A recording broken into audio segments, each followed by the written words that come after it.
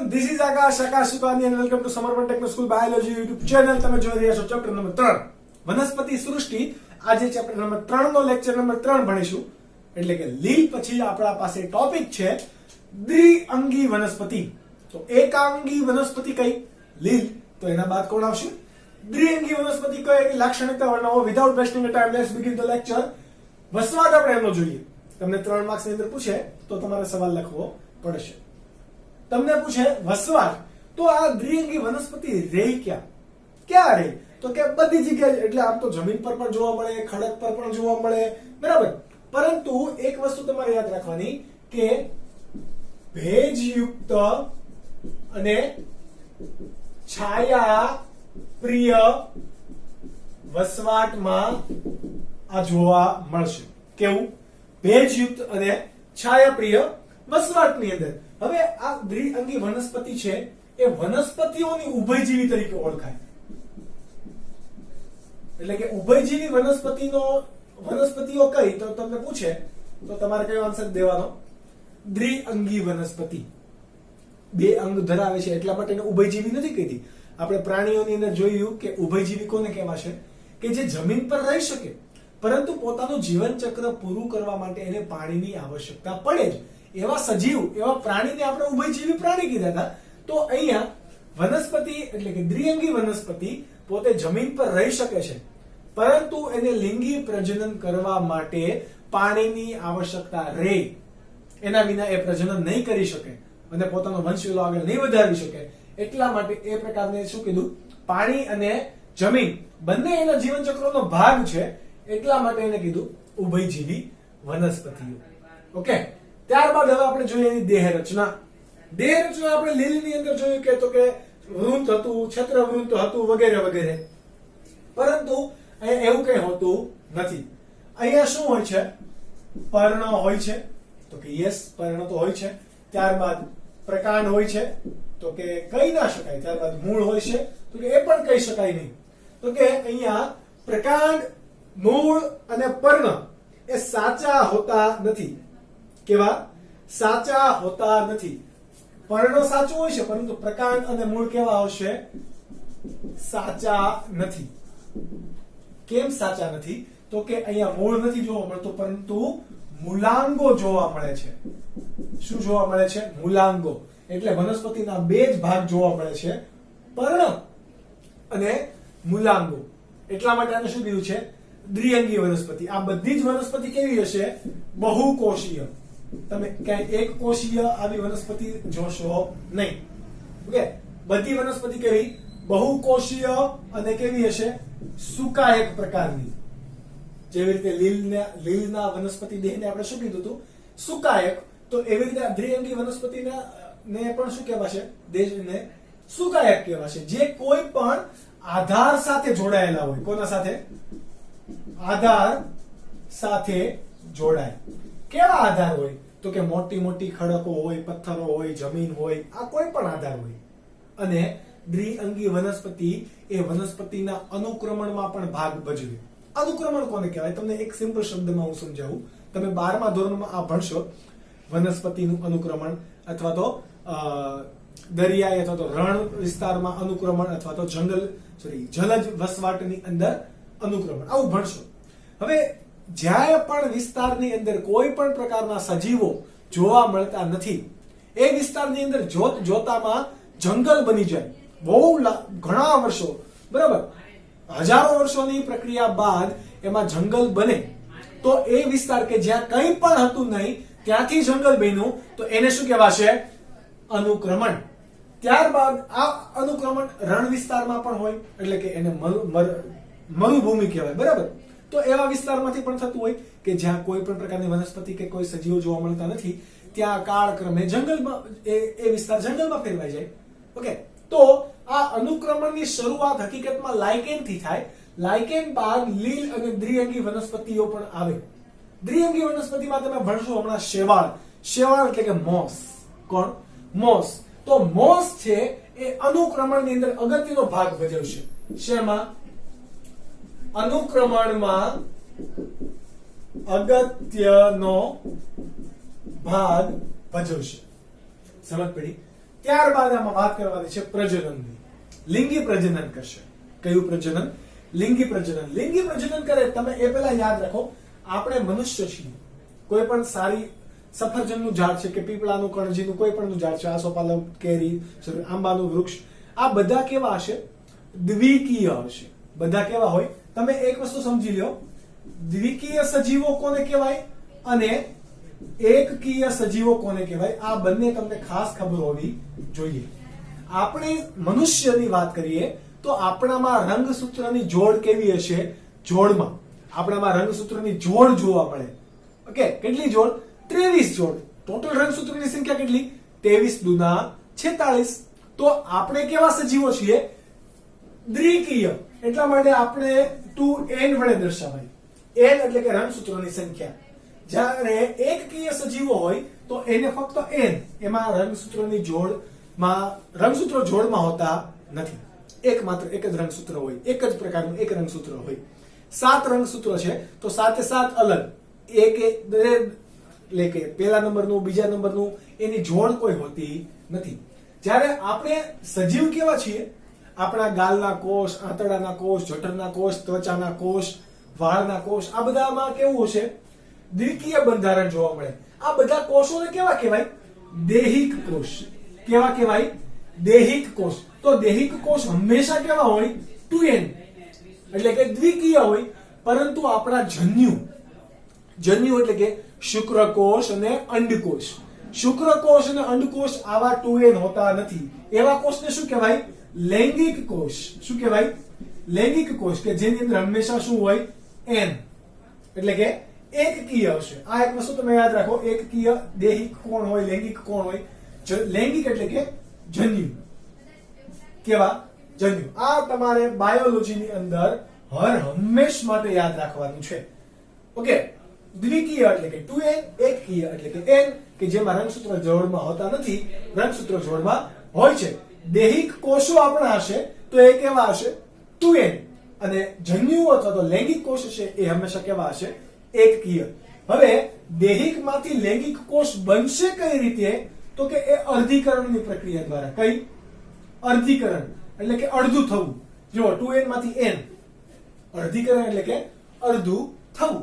Okay, આખી પ્રક્રિયા છે જે તમે ચેપ્ટર નંબર 10 ની અંદર, ધોરણ 11 ચેપ્ટર નંબર 10 માં ભણશો કે અર્ધીકરણ અને સંભાજન કઈ રીતે થાય. ઓકે, જન્યુ નિર્માણની પ્રક્રિયામાં હંમેશા શું થાય? જન્યુ જનનની પ્રક્રિયામાં હંમેશા અર્ધીકરણ જોવા મળે. પણ કોના માટે? જે સજીવોની અંદર જોડમાં રંગસૂત્રો જોવા મળે છે એ. વાત કરીએ, આ મુખ્યત્વે જટિલ સજીવની વાત છે. આપણે કોની હવે વાત કરીએ? દ્વિઅંગી. આ તમારે યાદ રાખવાનું. હવે બેક ટુ ધ પોઈન્ટ. દ્વિઅંગી વનસ્પતિ કેવી છે? એકકીય છે. એમાં દ્વિકીય જોવા જ નથી મળતા. એ કેવા છે? બધા એકકીય એટલે કે n પ્રકારની વનસ્પતિ હશે. તો એમાંથી જન્યુ બને. લિંગી પ્રજનન માટે હંમેશા શું જોઈએ? જન્યુ. તો આ જન્યુ, આનું અર્ધીકરણ થાય તો n/2 થોડું થાય. જન્યુ ક્યારે અડધો હોય? રંગસૂત્ર અડધું હોય ક્યારે? તો કે ના હોય. રંગસૂત્ર એક આખું હોય. તો આમાંથી અર્ધીકરણ થશે નહીં. જન્યુ કઈ રીતે બનશે? સમભાજન દ્વારા. કેવા દ્વારા? સમભાજન. સમભાજન એટલે કે આ એક કોષ છે કે જેની અંદર રંગસૂત્ર છે, તો એમાંથી આવા બે કોષ બનશે કે જેની અંદર એનું એ રંગસૂત્ર હોય. સમજ પડી? આને કહેવાય સમભાજન. જ્યારે અર્ધીકરણ કોને કહેવાશે? કે જેની અંદર બે રંગસૂત્રો જોવા મળે છે. અર્ધીકરણના પરિણામે હવે શું થાય છે? છેલ્લે એક રંગસૂત્ર જોવા મળે છે. તો જો આ 2n હતો, એમાંથી આ કેવા બની ગયા? n. આ કોણ છે? આપણા જન્યુ કોષ. અને આ કેવા છે? આપણા દેહિક કોષ. કઈ પ્રક્રિયા થઈ? અર્ધીકરણ. આ એક સિમ્પલ ખ્યાલ તમે યાદ રાખો. ઓકે, પરંતુ આવું અત્યારે જોવા મળતું નથી. કેમ? કારણ કે દ્વિઅંગી વનસ્પતિ કેવી છે? એકકીય છે. એટલા માટે એમાં જન્યુ બને તો કઈ પ્રક્રિયા દ્વારા બનશે? સમભાજન. સમાન રીતે ભાજન થઈને શું બને? જન્યુ બનશે. આ એક વસ્તુ યાદ રાખજો. હવે જન્યુ કેવા હોય? નર અને માદા બંને પ્રકારના હોય. કેવા? નર અને માદા. બંનેને અલગ અલગ નામ અપાશે. કેવું નામ અપાશે? અલગ અલગ નામ. કેમ? તો કે બંનેના પ્રકાર અલગ અલગ છે. જેમ કે નરજન્યુ છે તો નરજન્યુ શેમાંથી ઉત્પન્ન થશે તો કે પુંજન્યુધાની. નરજન્યુધાની તમે કયો અથવા તો એને બીજું શું કયો, પુંજન્યુધાની પણ તમે કયો તો પણ ચાલે. પુંજન્યુધાની. અને ત્યારબાદ માદા છે તો એ કેવું હશે, સ્ત્રીજન્યુ ધાનીમાંથી ઉત્પન્ન થશે. જન્યુ એટલે કે નર જન્યુ પુંજન્યુ ધાનીમાંથી, અને માદા જન્યુ એ કેવાથી, સ્ત્રીજન્યુ ધાનીમાંથી ઉત્પન્ન થશે. આ એક વસ્તુ યાદ રાખવાની છે. ઓકે, હવે આ જે જન્યુ છે એ પણ કેવા હશે તો એ પણ તમારે યાદ રાખવાનું. એને ઇંગ્લિશમાં તમને નામ પૂછે તો પણ આવડતું હોવું જોઈએ. આર્કિગોનિયમ અને એન્ડોથેરિયમ, એન્થેરિડિયમ. અને ઇંગ્લિશમાં શું કહેવાશે, એન્થેરેડિયમ અને આને આર્કિગોનિયમ. નીટની અંદર આવા નામ તમને આપેલા હોય ઇંગ્લિશમાં, તમને પછી એવું લાગે કે આઉટ ઓફ સિલેબસ પૂછ્યું છે. ઇંગ્લિશમાં ખાલી પૂછી દીધું હોય પણ એ તમારે સમજવાનું રહેશે. હવે પુંજન્યુ ધાનીમાંથી જે નરજન્યુ બને છે એ કેવા છે, દ્વિકશાધારી. કેવા છે, દ્વિકશાધારી. જ્યારે માદા જન્યુ છે એમાં કોઈ પણ કશા હોતી નથી. બરાબર, આ માદા જન્યુ. આ અંડકોષ આપણે આને કહી શકીએ, આને શુક્રકોષ નહીં કહેવાય. બરાબર, આ પ્રાણી નથી, પરંતુ માદા જન્યુને આપણે સિમ્પલી અંડકોષ કહીએ છીએ. આ નરજન્યુ. હવે આ વનસ્પતિ ઉપર હશે એટલે કે દ્વિઅંગી વનસ્પતિ પર. બરાબર, પ્રજનન કઈ રીતે થશે એ જોજો. આ તમારા શું છે, દ્વિકશાધારી નરજન્યુ. આ તમારા નહીં શું, કોના, દ્વિઅંગી વનસ્પતિના માદા અંડકોષ છે. આ બંને ક્યાં ભેગા થશે, આપણામાં હોય તો આપણે પ્રજનન દ્વારા એકમાંથી બીજામાં. તમને હવે બાહ્ય ફલન અને અંતઃફલન ખબર છે, ચેપ્ટર નંબર 4 ખબર છે, એટલા માટે. તો વનસ્પતિ આ જન્યુને ક્યાં દાખલ કરશે, પાણીની અંદર. ક્યાં, પાણીની અંદર. પાણીની અંદર શું બનશે, આ કેવા હતા, એકકીય પ્રકારના હતા. જુઓ, જન્યુ કેવા હતા, એકકીય પ્રકારના. એમાંથી ફલિતાંડ બન્યું તો ફલિતાંડ કેવું બનશે, 2n પ્રકારનું. બરાબર, આ જન્યુ છે, આ શું છે, જન્યુ, અને આ શું છે, બીજાણુ. બીજાણુ હંમેશા કેવા હોય, દ્વિકીય હશે, જ્યારે જન્યુ હંમેશા કેવા હશે, એકકીય હશે. સમજ પડી ગઈ? તો તમે એવું તમને અહીંયાથી ક્યારેક સવાલ પૂછે કે વનસ્પતિ, દ્વિઅંગી વનસ્પતિનો મુખ્ય દેહ કેવો હોય તો કે જન્યુજનક હશે. કેમ? કારણ કે જન્યુ કેવા હોય, એકકીય, અને એનો દેહ પણ કેવો છે, એકકીય. એટલે કે દ્વિઅંગી વનસ્પતિને બીજું કેવું કહેવાય, જન્યુજનક વનસ્પતિ. અને આ તબક્કો કે જ્યાં ફલિતાંડ બને છે, કયો, ફલિતાંડ બને છે, ફલિતાંડને આપણે શું કહેવાશે, કયો તબક્કો કહેવાય, બીજાણુજનક તબક્કો. જન્યુજનક તબક્કો અને બીજાણુજનક તબક્કો. પહેલા કયો હતો, જન્યુજનક. હવે પાણીની અંદર આ બંને ભેગા થયા, કયું ફલન થયું, બાહ્ય ફલન. કયું થયું, બાહ્ય ફલન. આપણે હમણાં વાત પણ કરી કે વનસ્પતિને આપણે શું કીધું, ઉભયજીવી. કેમ? તો કે સ્થળમાં રહીને પાણીની પ્રજનન કરવા માટે શાની આવશ્યકતા રહી, પાણીની આવશ્યકતા રહેશે. હવે આ તમારું કેવું બની ગયું, બીજાણુ બની ગયા, ફલિતાંડ બની ગયા. બરાબર, બીજાણુજનક અવસ્થા. પરંતુ આમાંથી તમારે ફરીથી વનસ્પતિ, આ તો જે બીજાણુ છે, બીજાણુમાંથી શું બનવાનું છે, ફરીથી વનસ્પતિ, એટલે કે દ્વિઅંગી વનસ્પતિ બનવાની છે. પ્રજનન દ્વારા નવો સજીવ બનવાનો છે. તો એ કેવો હોવો જોઈએ, એકકીય. તો આનું ખબર છે આપણને, સ્વાભાવિક રીતે શું થવું જોઈએ, અર્ધીકરણ થવું જોઈએ. બરાબર, અર્ધીકરણ થાય તો જ શું બને, એકકીય દેહ બનશે કે નહીં બને? તો કે યસ. પરંતુ આ ફલિતાંડ એટલે કે બીજાણુજનક અવસ્થામાંથી તાત્કાલિક અર્ધીકરણ નથી થતું. જ્યારે પણ આ જન્યુ જોડાય એટલે ફલિતાંડ બનાવે, એ અલગ નથી પડી જતું. આ કેવું છે, મુક્ત જીવી નથી. બીજાણુજનક અવસ્થા મુક્ત જીવી નથી, એટલે કે એ વનસ્પતિ સાથે રહેશે. એટલે કે એ બીજાણુજનક અવસ્થા એ એના જન્યુજનક અવસ્થા સાથે રહીને એમાંથી શું મેળવે, પોષણ મેળવે. શું મેળવે, પોષણ મેળવીને જેમ પરિપક્વ થશે, બરાબર, પરિપક્વ બનીને શું કરે, એ અર્ધીકરણ પામે, એટલે તાત્કાલિક અર્ધીકરણ થતું નથી. કોનું? ફલિતાંડનું. પોષણ મેળવશે કોનામાંથી? જન્યુજનક તબક્કો, એટલે કે મુખ્ય વનસ્પતિ દેહ, કારણ કે દ્વિઅંગી વનસ્પતિ કેવું છે? જન્યુજનક પ્રકારની છે. એટલા માટે મુખ્ય વનસ્પતિમાંથી એ પોષણ મેળવશે, પરિપક્વ બનશે. કોણ? બીજાણુજનક તબક્કો, એટલે કે ફલિતાંડ. એ અર્ધીકરણ પામીને શેમાં ફેરવાનું? તો કે એકકીય વનસ્પતિ દેહમાં. એટલે કે આ હવે તમારી કોણ બની? દ્વિઅંગી વનસ્પતિ. એ હવે વિકાસ પામીને દ્વિઅંગી વનસ્પતિ વિકાસ પામશે. ઓકે, આ દ્વિઅંગી વનસ્પતિ. તો તમારું પ્રજનન એ કેવા પ્રકારનું થયું? તો કે પહેલા કેવું હતું? જન્યુજનક હતું, એમાંથી બીજાણુજનક બન્યું, અને બીજાણુજનકમાંથી ફરીથી કેવું બન્યું? જન્યુજનક.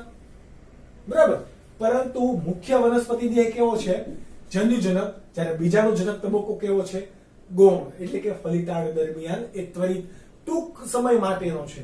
જ્યારે મુખ્ય કોણ છે? જન્યુજનક. જ્યારે આપણામાં મનુષ્યની અંદર અથવા તો ઉચ્ચ કક્ષાની વનસ્પતિમાં ઊંધું હશે. મુખ્ય કયો હોય? બીજાણુજનક. અને ગૌણ અથવા તો પ્રજનન માટે ફક્ત કયો હોય? જન્યુજનક તબક્કો. આ વાત હતી તમારી વનસ્પતિઓની લાક્ષણિકતા. તમે નોટ ડાઉન કરી શકો. ત્યારબાદ દ્વિઅંગી વનસ્પતિના બે વર્ગ, એટલે કે જો કે 3 વર્ગ છે: લીવરવર્ટ્સ, હોર્નવર્ટ્સ અને મોસ. આપણે એ પૈકી અહીંયા બે તમારે ગુજરાત બોર્ડ એટલે કે એનસીઈઆરટી બુકની અંદર આપેલા છે. લીવરવર્ટ્સ અને મોસ, આ બે વર્ગ વિશે તમારે ભણવાનું છે. બહુ સિમ્પલ છે. જે રીતે તમે દ્વિઅંગી વનસ્પતિ ભણ્યા તો એના જેવું જ પ્રજનન છે, એને થોડીક રચના અલગ અલગ ભણવાની, એ યાદ રાખવાની છે. તો એ આપણે અહીંયા ભણીશું. બંને સવાલ તમને 2 માર્ક્સની અંદર પૂછી શકે છે. તો કઈ રીતે લખવાના? Let's see. વસવાટ, લીવરવર્ટ્સ. લીવરવર્ટ્સ તો વસવાટ હંમેશા કેવી જગ્યાએ હશે? તો કે એકદમ ભેજયુક્ત અને છાયાપ્રિય વનસ્પતિઓ હશે. ભેજયુક્ત અને છાયાપ્રિય જગ્યાઓ હોય, જેમ કે લાકડાની છાલ. બરાબર. એવી જગ્યાએ શું જોવા મળે? લીવરવર્ટ્સ જોવા મળશે. લાકડાની છાલ છે કે લાકડાની અંદર ખાડા પડી ગયા ઓલા હોય, તો ખાડાની અંદર પણ. જ્યારે આ મોસ છે એ ક્યાં જોવા મળશે? વધારે ભેજયુક્ત માધ્યમ હોય, વધુ ભેજયુક્ત જમીન હોય. બરાબર. નદી કિનારાનો પ્રદેશ હોય. બરાબર. તમે શેવાળ, હવે તમને ખબર છે શેવાળ ક્યાં ક્યાં હોય. ઓકે, શેવાળ જામી ગયો છે. આપણે ઘણી વખત ટેરેસ પર પણ કહેતા હોઈએ વધારે વરસાદને કારણે. ઓકે, એ લીલથી થોડો અલગ પડતો હોય, ચિકાશયુક્ત હશે. તો વધુ ભેજયુક્ત વાળો હોય. એક વસ્તુ આમાં તમારે યાદ રાખવાનું છે કે દરિયાઈ વિસ્તારની અંદર કેવું જોવા મળે? ઓછું. એનું પ્રમાણ કેવું છે? ઓછું. કેમ? દરિયાની અંદર રહેલો ક્ષારને કારણે ત્યાં એનો વિકાસ કેવો થયેલો છે? ઓછો. એક વસ્તુ યાદ રાખજો શેવાળની બાબતમાં. ત્યારબાદ વાત કરીએ દેહ રચનાની. શરીર કેવું હશે? તો કે દ્વિઅંગીમાં હમણાં આપણે વાત કરી એમ કે બધા જ કેવા હોય? સુકાયક તરીકે ઓળખાય. કોના તરીકે? સુકાયક. અહીંયા તમારે મેઇન યાદ રાખવાનું છે, સુકાયક જે હશે એ કેવું હશે? પત્રમય. પત્રમય હોય તો એ આધાર સાથે કેવું છે? આધાર સાથે ચોંટેલું હશે. પત્ર કેવું હશે? આધાર સાથે ચોંટેલું. વનસ્પતિ એટલે કે લીવરવર્ટ્સની અંદર થોડીક અલગ પડતું તમારે વિશિષ્ટ યાદ રાખવાની છે. કોના કરતા? મોસ કરતા. ઓકે, કઈ રીતે હશે? તો કે આપણે એવું ભણી ગયા કે અહીંયા પર્ણ કે પ્રકાંડ કે મૂળ નથી હોતી, પરંતુ મૂલાંગો હોય છે અને પ્રપર્ણ હોય છે. ઓકે, પ્રકાંડ હોતું નથી. પ્રકાંડ જેવી રચનાઓ હોય છે. તો પ્રકાંડ જેવી રચનાની બંને બાજુથી, પ્રકાંડ જેવી રચનાની બંને બાજુ એટલે કે આપણે શું કહેવાય? પાર્શ્વ બાજુએ શાખિત શું આવેલા હોય? પ્રપર્ણો આવેલા હશે.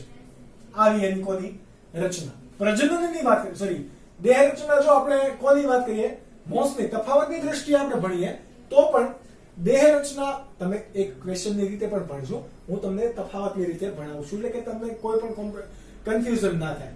નહીં તો આમાં કન્ફ્યુઝન થાય એવું છે. તો કે દેહ રચના તમારા મોસની અંદર 2 અવસ્થામાં જોવા મળશે. કેવા? 2. પ્રથમ હશે એ પ્રતંતુમય હશે અને બીજું હશે એ પર્ણમય હશે. કેટલી અવસ્થા? 2 અવસ્થા. આપણે હમણાં વાત કરી કે જ્યારે પણ દ્વિઅંગી વનસ્પતિમાં પ્રજનન થાય એટલે કે જન્યુજનક અવસ્થામાંથી બીજાણુજનક અવસ્થા બને, આ બીજાણુજનકમાંથી અર્ધીકરણ પામીને ફરીથી જન્યુજનક અવસ્થા બને એટલે કે દ્વિઅંગી વનસ્પતિ બને, તો બીજાણુજનક અવસ્થા એટલે કે ફલિતાંડમાંથી અર્ધીકરણ બાદ એકકીય રચના બને તો એ સામાન્ય રીતે કેવી હશે? પાતળી તંતુમય હશે. બરાબર? કેવું હશે? તંતુમય પ્રાથમિક પ્રકારનું પર્ણ હશે. કેવું? પ્રાથમિક પ્રકારનું પ્રપર્ણ હશે. હકીકતમાં પ્રાથમિક રચના હશે તંતુમય કે જે વિસર્પીય પણ હોઈ શકે, લીલી હોય. વિસર્પીય એટલે કે જમીનને સરકીને ચાલવું એને વિસર્પિકા આપણે એવું કીધું હતું. ક્યાં? તો કે સરીસૃપની અંદર. તો જમીનની સાથે એટલે કે જમીનની ઉપર સરકીને ચાલતી હોય વેલ જેવો તંતુમય ભાગ છે એટલા માટે લીલ છે. સોરી, કલર કેવો હશે? લીલો. અને ઘણી વખત કેવું હોય? શાખિત પણ આ પ્રતંતુઓ જોવા મળે. જેમ જેમ એનો વિકાસ થશે એ વિકાસ થતા થતા પ્રતંતુમાંથી શું બનશે? પર્ણમય. એટલે અવસ્થા કેટલી છે? બે. પહેલા પ્રતંતુમય જોવા મળે છે, પછી પર્ણમય જોવા મળે. પર્ણમય જોવા મળે તો કોનામાંથી એ બન્યું હશે? પ્રતંતુમાંથી. કોનામાંથી? પ્રતંતુમાંથી. તો ઓબ્વિયસલી એનો વિકાસ કેવો હશે? વધારે. તો આ ધરી કેવી હશે? ટટ્ટાર. અને ટટ્ટાર ધરી એના ફરતે કુંતલમય. જો આ એક રચના તમે જુઓ. બરાબર? કુંતલમય એટલે કે ફરતી બાજુએ શું ગોઠવાયેલા છે? પ્રપર્ણો અથવા તો પર્ણો ગોઠવાયેલા હોય. પ્રાથમિક પ્રકારના પર્ણો ધેટ ઇઝ જેને આપણે શું કહેવાય? પ્રપર્ણો તરીકે ઓળખીએ છીએ. હવે અહીંયા પણ તમારે જોવાનું કે જુઓ આ પ્રપર્ણ છે, ધરી કેવી છે? ટટ્ટાર છે. જ્યારે ખાસ એવી ધરી છે નહીં. આના મૂલાંગો પણ કેવા છે? જમીનની અંદર ખૂંપેલા. જ્યારે આપણને અહીંયા મૂલાંગો દેખાતા નથી. કેમ? તો કે આપણે એવું કીધું કે આધાર સાથે ચોટેલું હોય. આ પથ્થર છે તો એના ફરતે આમ ગોઠવાયેલું હશે. બરાબર? એના ફરતે આમ ચોટી ગયેલું હશે. એ લીવરવર્સ. જ્યારે આ થોડુંક આમ ઉગીને બહાર નીકળેલું હોય એ પ્રકારનું કોણ હશે? તમારું મોસ. કારણ કે કેમ? ટટ્ટાર ધરી કેવી છે? ટટ્ટાર. આપણે એની દેહ રચનામાં જોયું એ પ્રમાણે. હવે અહીંયા પણ શું હશે? મૂલાંગો જમીનમાં આધાર આપતા હોય. વાત કરીએ પ્રજનનની. બંનેના પ્રજનનની વાત કરીએ. બંને ઇન્ટરેસ્ટિંગ છે. તમને ખબર કે પ્રજનન થાય એટલે આપણે દ્વિઅંગી વનસ્પતિમાં પ્રજનન જોયું. નરજન્યુ માદાજન્યુ બંને ક્યાં જાય? પાણીમાં જાય. પાણીમાં જઈને શું બનાવે? ફલિતાંડ એટલે કે બીજાણુ બનાવશે. આ બીજાણુમાંથી સર્જન હંમેશા શાનું થશે? તો કે નવા જન્યુ નહીં પરંતુ નવો વનસ્પતિ દેહ એનું સર્જન થાય. તો એમને શું કહેવાય? લિંગી પ્રજનનની આપણે અત્યારે વાત કરીએ છીએ એટલા માટે. બરાબર? તો આ એની જે બીજાણુજનક પેશી છે એ શું ધરાવતું હશે? કોનું? લીવરવર્સમાં બીજાણુજનક પેશી શું ધરાવે? તો પગ જેવી રચના. આપણા પગ જેવી નહીં પરંતુ આધાર જેવી રચના. એને શું કહેવાય? ફૂટ અથવા તો એને કહેવાય પાદ. પાદ એટલે કે પગ. આધાર જેવી રચના. ત્યારબાદ પ્રાવર દંડ અને ત્યારબાદ શું ધરાવે? પ્રાવર. પ્રાવર એટલે એક કોથળી જેવી રચના. કેવું? કોથળી જેવી રચના કે જેની અંદર શું આવેલા હોય? બીજાણુ આવેલા હોય. કોની અંદર? પ્રાવરની અંદર. શું આવેલા હોય? બીજાણુ. આ બીજાણુ શું પામશે? અર્ધીકરણ પામે. શું પામે? અર્ધીકરણ પામે. અને અર્ધીકરણ પામે એમાંથી ફરીથી શું બને? એકકીય દેહ. એકકીય દેહ એટલે કે ફરીથી આપણી મુખ્ય વનસ્પતિ. અર્ધીકરણ વાળી પ્રક્રિયા કેમાં થશે? પ્રાવરની અંદર. તમે યાદ રાખજો. તો આ બીજાણુજનક પેશી શેની અંદર વિભાજિત છે? બરાબર? બીજાણુ ધરાવે એ પેશીને શું કહેવાય? બીજાણુજનક પેશી. બીજાણુજનક પેશી એટલે કે કોણ? આ ત્રણે ત્રણનો એમાં સમાવેશ થશે. જેવી રીતે આપણે ડ્રો કરીએ. બરાબર? આ આધાર જેવો રચના કે આની સાથે ચોટેલું હોય આપણે અલગથી દર્શાવીએ છીએ ત્યારે. આધાર જેવી રચના કે જેને શું કહેવાશે? પાદ. ત્યારબાદ પ્રાવર દંડ અને ત્યારબાદ આવી કોથળી જેવી રચના છે કે જેની અંદર ઘણા બધા બીજાણુઓ છે. તો આ પ્રાવર. આ પ્રાવર દંડ. તો આનું શું છે? બીજાણુજનક પેશી. આ પ્રાવરની અંદર શું થશે? બીજાણુ રહેલા છે એટલે કે 2n અવસ્થાવાળા ભાગ રહેલા છે એમાંથી અર્ધીકરણ થઈને શું બનશે?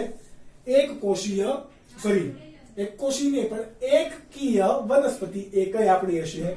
દ્વિઅંગી, એટલે કે નવી વનસ્પતિ બની. બરાબર. આ કોનું પ્રજનન? લીવરવર્ટ્સનું લિંગી પ્રજનન. હવે અલિંગી પ્રજનન નહીં પરંતુ વાનસ્પતિક પ્રજનન પણ કરશે. શું કરશે? વાનસ્પતિક પ્રજનન. આપણે એ નામ ક્યાં દર્શાવીએ? તો કે આ તમે ડ્રો કરી લેજો સમજવા માટે. બરાબર. ત્યારબાદ આપણે એ બીજા પ્રકારનું પ્રજનન કરશે કે જે કહેવાશે એનું વાનસ્પતિક. આ કયું હતું આપણું? લિંગી. આપણું નહીં પરંતુ કોનું? લીવરવર્ટ્સનું. હવે કયું છે? વાનસ્પતિક. વાનસ્પતિક કોના દ્વારા કરશે? અવખંડન દ્વારા. કોના દ્વારા? અવખંડન. અવખંડન માટે શું આવેલું હોય તેમાં? અવખંડિત કણિકા અથવા તો અલિંગી કણિકા આવેલી હશે કે જે અહીંયા કુડમલી તરીકે ઓળખાય. જુઓ, આ એક લીવરવર્ટ છે કે પત્રમય છે આખું. બરાબર. પત્રમય રચના છે. એની અંદર જુઓ આ બે આપણે રેડ કલર થી દર્શાવેલું છે. તો એ કપ આકારની રચના, પ્યાલા જેવી રચના કે જેને શું કહેવાશે? કુડમલી. શું કહેવાય? કુડમલી. આ કુડમલી જે રચના છે એ શું કરશે? પોતાના પિતૃથી અલગ પડી જાય તો પણ એ ત્યાં નવું લીવરવર્ટ્સ સર્જશે. અલિંગી રીતે પ્રજનન કર્યું તો આ કુડમલીને બીજું શું કહેવાય? અલિંગી અથવા તો કલિકા સર્જક કણિકા. શું કહેવાય?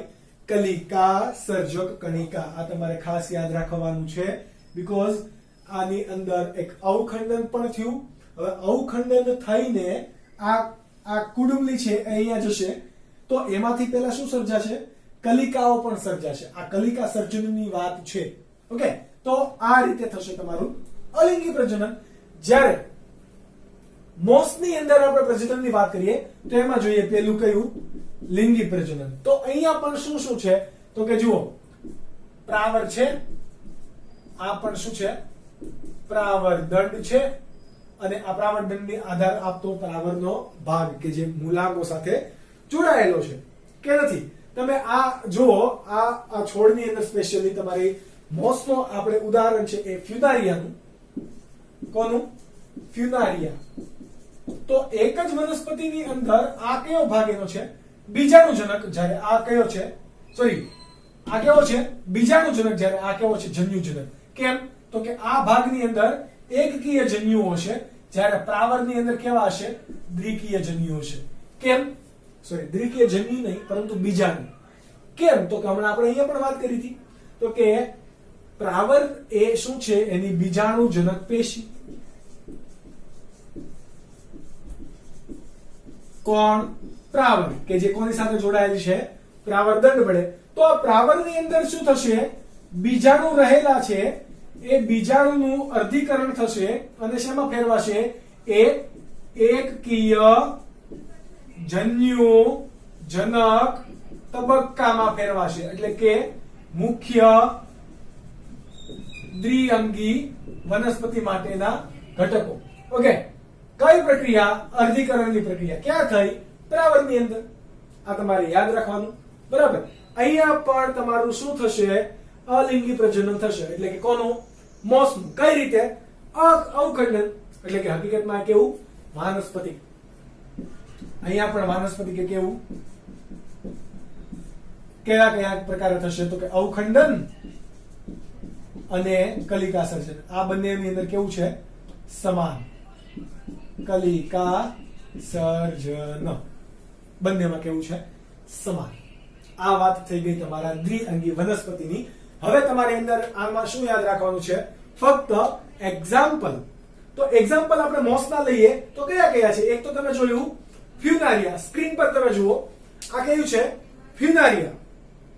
ત્યારબાદ છે પોલિટ્રિકમ અને સ્ફેગ્નમ. ફ્યુનારિયા, પોલિટ્રિકમ, સ્ફેગમ. ક્યાં લખીશું? તો કે અહીંયા પોલિટ્રિકા અને સ્ફેગ્મ. ફ્યુનારિયા, પોલિટ્રિકા અને સ્ફેગ્મ કોના ઉદાહરણો છે? તો કે મોસ એટલે કે આપણા શેવાળ. ત્યારબાદ છે રિક્સિયા, માર્ગેન્સિયા અને સ્ફેરોકાર્પ્સ. અને ક્યાં લખીશું પણ તમે યાદ રાખી લેજો. ઓકે, કયા કયા? તો કે 3 નામ છે સૌથી ઈઝી, રિસ્કિયા, માર્કિન્શિયા અને સ્ફેરોકાર્પ્સ. તો એ કોના ઉદાહરણ છે? લીવર બર્ડ્સના.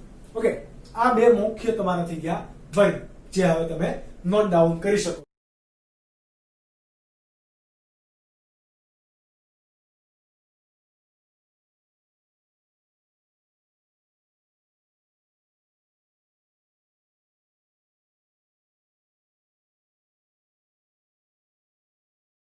ત્યારબાદનો ક્વેશ્ચન છે કે દ્વિઅંગી વનસ્પતિની આર્થિક ઉપયોગિતા વર્ણવો. દ્વિઅંગી વનસ્પતિ આપણને પૈસાના લાભાલાભ માટે ક્યાં ક્યાં ઉપયોગી છે એ વર્ણવવાનું છે. તો 4 લાભ છે, બધી રીતે આપણે યાદ રાખી શકીશું. પહેલો જોઈએ કે મોસ એટલે કે શેવાળ તૃણાહારી પક્ષી અને સસ્તનોનો ખોરાકનો સ્ત્રોત છે. જે સસ્તનો, જે પક્ષીઓ, દરિયાઈ પક્ષી છે કે જે વનસ્પતિ પર નભે છે, એ પાણી અથવા તો નદી કાંઠાના વિસ્તારની અંદર રહેલો શેવાળ ખાશે અને પોતે જીવે છે. એવી રીતે ઘણા સસ્તનો પણ છે, ઉંદર, છછુદર જેવા, કે જે શેવાળ ખાઈને પણ જીવે છે, જે શાકાહારી હોય એ, એટલે કે તૃણાહારી. ત્યારબાદ છે સ્ફેગ્નમ અને મોસ જેવી વનસ્પતિનો આપણે પીટ તરીકે પણ ઉપયોગ કરી શકીએ. એની પીટ એટલે કે એવો પદાર્થ કે આ મોસ કે શેવાળ ને એવો બધો પડ્યો રહે, બરોબર, લાંબા સમય સુધી પડ્યો રહે તો સડી જાય. આ સડી જાય તો એ ભાગને, સડેલા ભાગને શું કહેવાય? પીટ કહેવાય.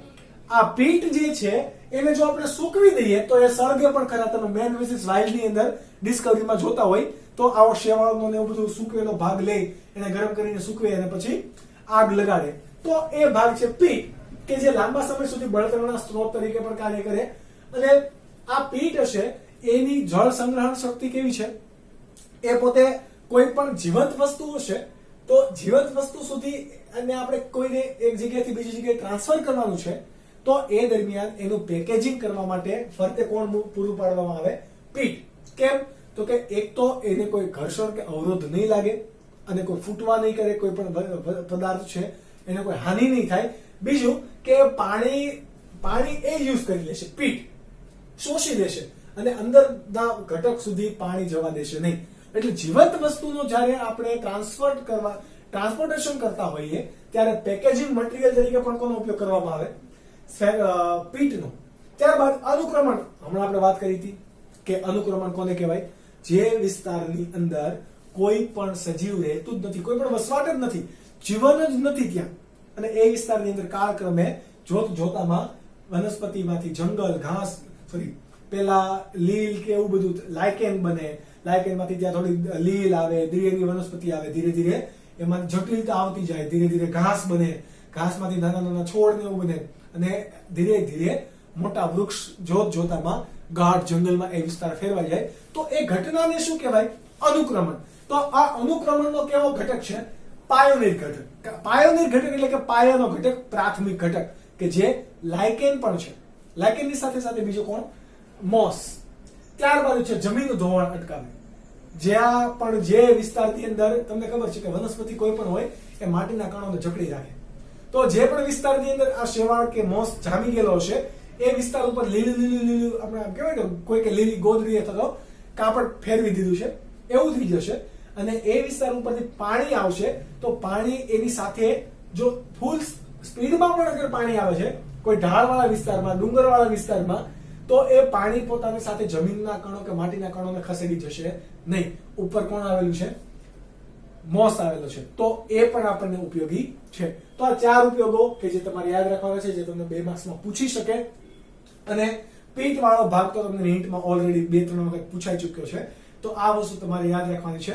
મળીશું ફરીથી નવા લેક્ચરમાં ત્રિઅંગી વનસ્પતિ અને ત્યારબાદ અનાવૃત બીજધારી વનસ્પતિ ને સમજીશું. બહુ ચેપ્ટર નાનું છે તો આપણે પણ લેક્ચર થોડોક નાનો રાખીએ અને લેક્ચર નંબર 4 ની અંદર ત્રિઅંગી વનસ્પતિ શરૂ કરીશું. ત્યાં સુધી bye bye and take care.